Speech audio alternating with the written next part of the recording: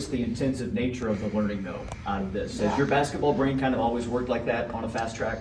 Yeah, I think for sure. I think I like learning at a quick pace. Like, I think as a point guard, and obviously that's what I played a lot in college, and then coming here is like, you've got to be able to know things and move fast, and I think I'm a very fast learner, and that's something I'm grateful for. Once we put it in once or twice, I usually have it down, and there's a lot of people that I can rely on to help me too, and I think our coaches have done a great job.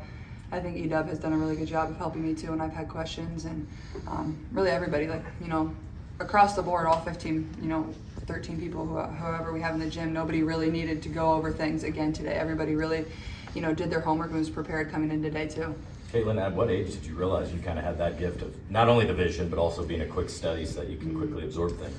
Yeah, I think it's something that's kind of developed over the course of, my basketball career. I've always been somebody that's loved watching basketball, and I think the more you watch the game and study the game, whether it's been men's basketball, whether it's been women's basketball at the pro or college level, or even growing up, I loved going to high school games in the city that I was from. So I think I just loved being around the game. I loved watching it, and I think that's the best way to learn is watching players, watching other people play. I always loved film throughout high school. I would always go in and watch film. Those are just the best ways to learn. I think that's kind of helped my basketball IQ kind of grow and advance. Sometimes, you're kind of born with it and you have a little knack for basketball, but at the same time, I just love the game. I love being around it. I love watching it, and I think that's helped me, learn more than anything. The coach point guard synergies can be so important for a team. What struck you about Christy, her energy, and her style so far? Yeah, I love Christy's energy. It just affects every single person around her. More than anything, she wants to win, and she wants us to be really great. She wants us to be great people. That's going to help us have really great culture, and I think her positive attitude about everything she does. I think she just instills values in us that are obviously going to make us really successful on the basketball court, but also make us really successful people in life, and that's something that I'm really grateful for. You ever had a coach that mobile? Oh gosh, she gets down there she's down in the stands. I'm like, geez, you want to play defense for me right now? No, she's ready to go. Erica sort of talked about being a big sister to you and Yeah. giving you advice. How has that been? Yeah, she's awesome. I think she's somebody that she simply just wants the best for people no matter what. And people can say that, but she really lives it every single day, and you can tell that. And she's gonna push me. She's gonna hold me accountable. She's gonna find ways to help me learn. But at the same time, she's gonna have my back every single day, and that's something I'm very grateful for coming into this league. Having a vet that really wants the best for you is special, and something that I won't take for granted. And I couldn't think of coming into a better situation, and having somebody like her to learn from is, I'm just really thankful more than anything. Is there one piece of advice that she's given you so far that stood out? I think more than anything, she just encourages me to be myself. Don't come in here and not be me. That's the reason the Fever took me to number one, is they saw everything that I can do, so continue to do that. And but also she knows give yourself some grace. I think those two things are the two biggest things that she's told me, and will help me with as we move forward here too.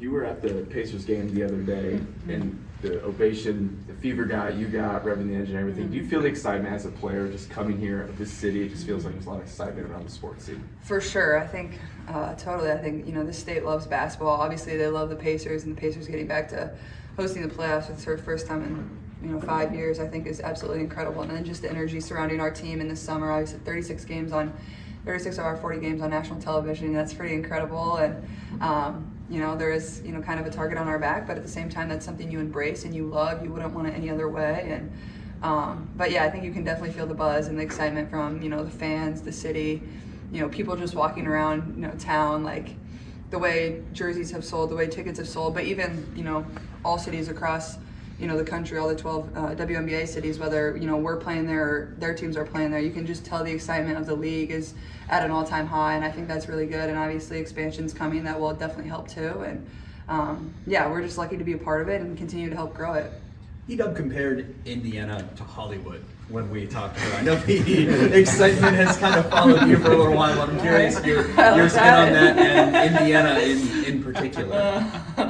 I'll agree with EW there, I guess. I don't know. I mean, I think, more than anything, the excitement part of it, people are excited about coming to our games and watching. Even I expect, when we play our second preseason game at home, I'm sure there's going to be a great crowd, and, that's a game that really doesn't count, but I think that'll just show the excitement regarding our team. And you saw that during the draft party too. There's more than 7,000 people here, or whatever the number was, just to watch on a screen. They could have watched at home, but like they want to celebrate and enjoy these moments because they're really special and they're really special for this league and this organization. So I think it just shows like, you know, where things are going to go. Like this is only the beginning. We haven't even played a game yet, and our schedule is really hard. But every single team in this league is really good, and that's what makes it so fun. And I think there's going to be a lot of new fans coming to the WNBA. There's already a lot of fans here, and just continuing to grow that and attract that and keep those fans will be super important. Couple days into practice, what's your take on this roster when you look at it from above? You have a lot of great players here. Yeah, a lot of really good talent. I think more than anything, everybody just plays so hard. Like nobody takes a possession off, and that's even like what Coach Christie said after practice today. Is like everything seems to be like a whole level up from last year already. And obviously, I don't know that I wasn't here last year, but I can feel it just by the way everybody competes every single possession. And for me, like we got to play a lot live today. That's like the best part of basketball. So I had a lot of fun doing that. But I think everybody's just, you know, raising the bar. They know we're gonna have to be really good in a lot of areas, and you know, it's only day 2, and you can feel the excitement and the energy from everybody, but it's going to be able to withstand that. You know, it's easy to be excited on day 1 and day 2, but being able to, you know, be excited the entire year when things get hard or things get tough or you lose a game or 2, I think that's going to be the real challenge. I know it's only day 2 and we're talking about practice, but how are you finding the level of play compared to Iowa? Yeah, I think it's obviously a level above, you know, what the college game was. I think the biggest thing is like my IQ and being able to pass the ball. That's always something I can be able to do.